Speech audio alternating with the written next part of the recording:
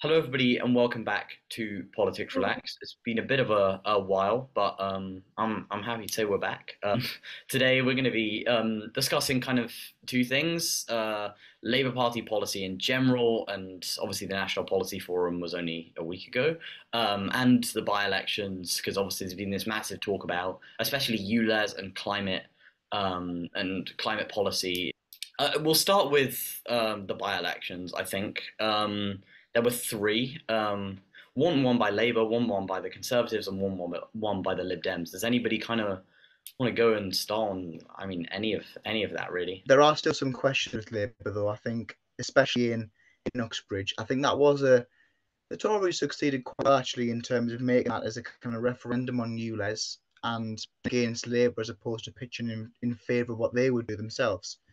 But Selby specifically is a symbol that Labour could overturn that massive majority of the Conservative Party at the moment and really progress onto what could be quite a sizable majority at the next general election. I'd say it's. I think there was some, and I think I'll probably repeat this theme throughout, which is Labour are really struggling with comms and communicating their message effectively. Number one, and number two, even on this by-election, it was disappointing to see the expectation management like failures from Labour HQ. They didn't manage expectations because everybody, including broadcasters, went into the by-election saying, right, it's going to be a success if Labour win two out of three and the Lib Dems win the other one, and it's going to show that the Tories have been decimated. And Labour should never have, it should have been expectation managing from the very start. They should have said, well, Uxbridge is going to be a stretch. It's going to be a reach for Labour to win because it was going to be a reach for Labour to win. It's a very safe Tory seat, and it's one that's, if you've got a whole majority of people within a constituency that are being conned by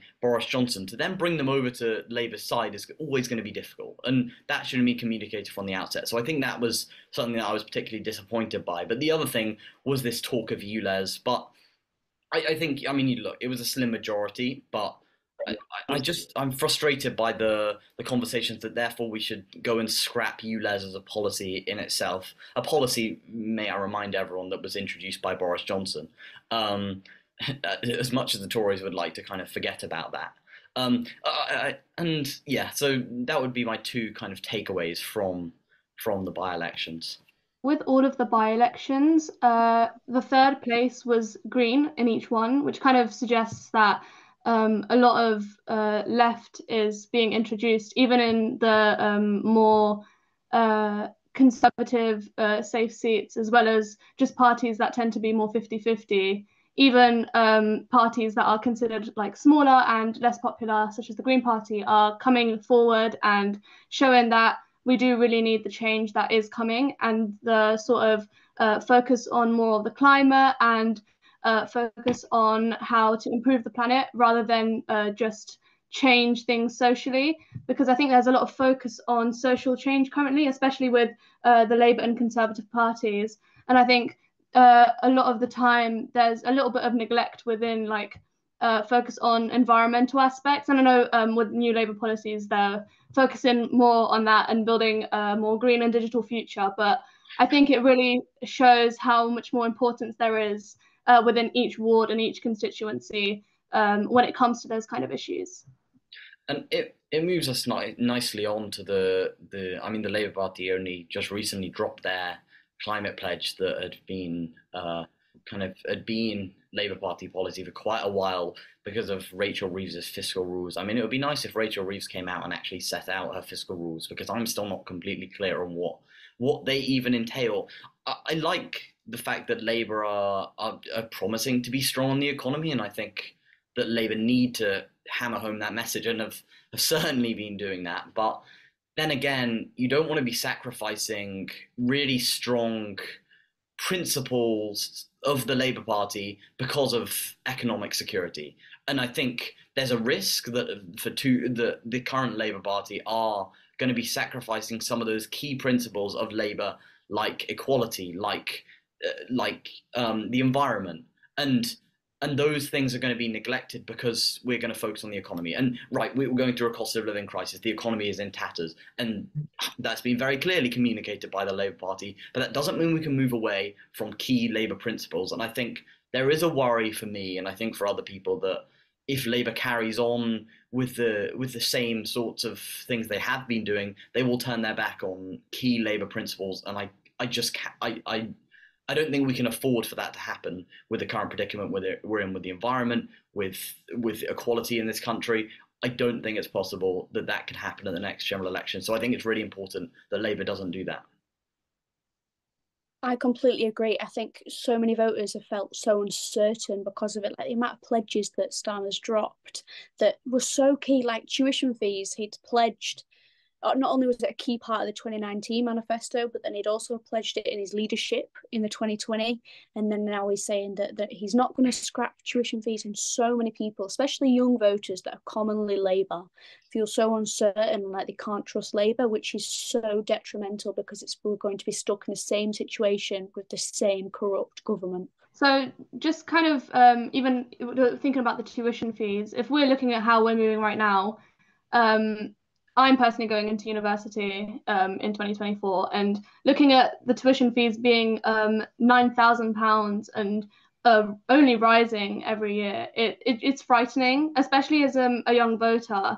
If I don't have the trust in the fact that will decrease, and I'm seeing things changing every time, wishy-washing one way and the other, then realistically, I'm not going to have that faith that I am going to be personally economically stable in the future. And I think we do need that kind of balance within the government, that there will be change and it won't just stay rising and stay stagnant, because otherwise we're not going to have any sort of belief in the future. Seems like Rachel Reeves' physical plans are creating almost a vacuum in the Labour Party by which, for Uxbridge specifically, Keir Starmer's approach was completely alienating to distance himself from Sadiq Khan's approach. Sadiq Khan introduces a ULEZ policy, then Keir Starmer kind of says, no, that's not us, despite the fact we've implemented it. So he was almost pretending with voters that he didn't stand for this, because under the Labour Party's umbrella kind of party line, it is a Labour Party policy. Yet he was almost pretending for the people of Uxbridge, we don't support this is not our thing. So people just turned to the Conservative Party and thought, we're going to vote for the party that actually means what they're saying with regards to ULEZ, rather than the ones who are pretending for 10 minutes that we don't support for the election. Yeah, and I don't know. I think there are some valid concerns that have been raised in regards to ULEZ. I mean, I know that times are extremely tough for so many people, and a lot of people aren't going to be able to afford ULEZ. But this is a thing that also I was watching something earlier that said that the government also has a role to play, not just the mayor, because the mayor only has a limited budget, so can only provide limited help for people for ULEZ. And right, ULEZ is extremely important. That 400 kids are dying, or 400 people, sorry, are dying every year in London because of toxic air. So there's certainly a problem that needs to be addressed. But I think it's also the role of government to provide help for Londoners in paying ULEZ and providing alternative scrappage schemes. Because I know Sadiq Khan's already unveiled a pretty wide scrappage scheme, but I know that people still have concerns about that. And it's really important that that gets addressed, as well as we have a policy that's going to protect young people in London and especially within London. And that is a really important policy that needs to be stood by. But it means we also have to have that help for people that are struggling to pay the ULEZ charge. Yeah, I think also just generally, if we're already talking about ULEZ, I think they've mentioned that 9 out of 10 cars already fit the requirements in Greater London. And with the expansion on 29th of August, that 9 out of 10 is well, that 1 out of 10 that does not fit the requirements is 260,000 cars. And realistically, the project is 110 million pounds, but not every car will be able to, not every person will be able to use that money to fund a car, or even using the scrappage schemes. A lot of that money will not be used, well, I say not be used wisely, but will not suffice for buying new cars and updating and improving the cars that we have currently. And even then, the cars that do fit the requirements can still are still on the streets, and those that are unable to pay those fines, the £12.50 fines per day, but then can also not pay for a new car. It's just really counterintuitive, I feel like, and I think it's very ironic. So yeah, that's my opinion on it. I feel like there's opposition towards ULEZ, not because people don't want to combat climate change and unclean air, but I think it just comes at a particularly bad time for so many people because of the cost of living crisis. Labour could have gone into these by-elections on the premise that yes, ULEZ might cost you a bit more, but if we get in the government, we'll reduce energy bills via GB Energy. We'll do things to solve the mortgage crisis. We'll bring the family shop down, so people will be better off anyway under a Labour government. And if they went into those by-elections on that message, their broader energy bills and mortgage will bring your bills down anyway. Then we're going to introduce ULEZ to kind of make sure we do have cleaner air and less pollution. They would have been much better off, but at that time they were parroting the same lines as the Tories almost on ULEZ and offering very little in alternative to the bigger problems like energy and mortgages. So their communication, I think, as Felix said at the start, seems to be a little bit alienating towards what they are trying to actually achieve at this election. And one thing that really worries me about the communication as a whole, I think you touched upon it there, is they almost seem to be playing on the Tories' playing field, if that makes sense, and playing on the Daily Mail's playing field and playing on the Sun's playing field in the fact that, I don't know, these kind of notions have been accepted like growth. And I don't think growth is not, I obviously believe that we need to grow the economy for sure. But when you have Keir Starmer answering questions about poverty in this country by talking about their plan for growth, that doesn't make sense to me because that just sounds like trickle down economics. Despite Keir Starmer coming out and saying trickle down economics doesn't work and saying, well, I mean, even Joe Biden in the US, you look at what he says on trickle down economics, and then Rachel Reeves says, right, we're going to follow Bidenomics. If you're going to follow Bidenomics, then you can't be doing trickle down economics. And if you play on that playing field of, well, I mean, the same thing with migrants and things like that. Labour can't be playing on the playing field that people coming into this country are a bad thing and are always a bad thing, and we're going to keep Rwanda and things like that. Whether they decide to do that or not is, I think, up to be seen. But if they play on that playing field, you're going to have real problems because eventually the Labour Party are going to annoy the Sun. They're going to annoy the Mail. Eventually they're going to lose them. And I think Keir Starmer's got to go into the next election accepting that the right-wing papers that for so long have been doing terrible damage to our politics in this country, you can't then be playing on their side. And I think that does not come across in the communications yet from Labour, that they are on a different side to these people because they kind of accept some of these narratives that cannot be accepted.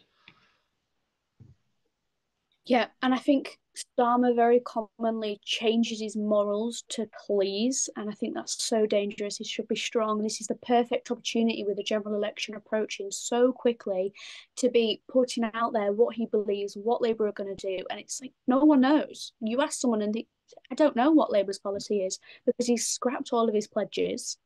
And the party's not united at all, which isn't great because then you're going to lose voters. And I think he needs to be much more strong and confident in what he believes in rather than changing his morals, his policies, and his pledges just to please whoever's disagreeing with him at that moment in time. The only thing I'd come in and slightly disagree with is the point that the party divided, because I wouldn't say that the party's divided. I actually think the one thing Keir Starmer's done sort of is bring the party together. I think there are definitely questions about, for example, selection and left wing candidates being left out, and those questions are for another day. But I actually think in general the infighting we saw in the Labour Party 2 to 3 years ago was much worse than what we're seeing now under Keir Starmer. That doesn't mean he solved the problem, but I actually think that he's done an all right job in uniting the party. Would be the only slight disagreement I have on that point. Yeah, I suppose it differs in areas. Like obviously my area, I'm up north compared to you, so it's very different opinions and things. But yeah, you probably will find that. But obviously in my area, I just disagree. But yeah, that's. I think Keir Starmer does have an opportunity, though.